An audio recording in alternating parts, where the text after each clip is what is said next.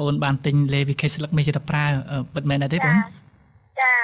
ហើយប្រើទៅយ៉ាងម៉េចដែរគុណភាពល្អ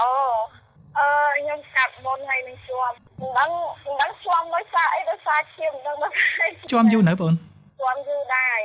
បងចាប់ផ្ដើមប្រើប្រហែលថ្ងៃដែលដឹងថាមានការប្រែប្រួលនៅលើផ្ទៃមុខហើយធ្វើផ្ទៃមុខបានស្រស់ស្អាតខុសពីមុនដែលថាមានមុនផងជួមផងនោះបងប្រើបានថា4-5ថ្ងៃគឺថាខ្លាយយ៉ាងម៉េចទៅបងខ្លាយរៀងដូចថាផ្ទៃមុខរៀងមកខ្លាយខ្លាំងដែរខ្លាំងហើយណាតែស្រស់ស្អាតជាងមុននោះសប្បាយចិត្តទេបងចាខ្ញុំសប្បាយចិត្តណាធម្មតាទេណាមិនថាឡើយតែស្ត្រីដែលថាត្រូវការចាំបាច់ឬភាពស្រស់ស្អាតទេតែបរោះក៏ត្រូវការដែរណាចង់ជំរាបសួរមួយទៀតក្រៅពីជួមហើយនឹងមុនតើបងមានបញ្ហាស្បែកផ្សេងដូចជាស្នាមឬក៏ស្បែកស្ងួតឬក៏ថាស្បែកក្រហមអីដែរទេបងស្បែកខ្ញុំក្រហមផងស្ងួតផងក្រហមផងស្ងួតផងទៀតអូអញ្ចឹងគ្រប់មកកាផ្លេណាចាព្រោះអីថា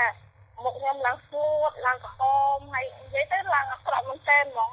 ណាអាក្រក់ចុះឥឡូវយ៉ាងម៉េចទៅស្អាតហើយស្អាតជាងមុនឆ្ងាយព្រោះឥឡូវមានគេទស្សនាថាផ្លែជាងមុន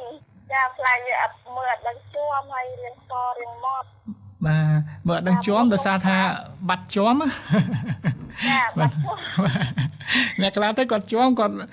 លាបម្សៅពីលើឲ្យបាត់ឃើញជួមអាហ្នឹងមួយយ៉ាងផ្សេងណា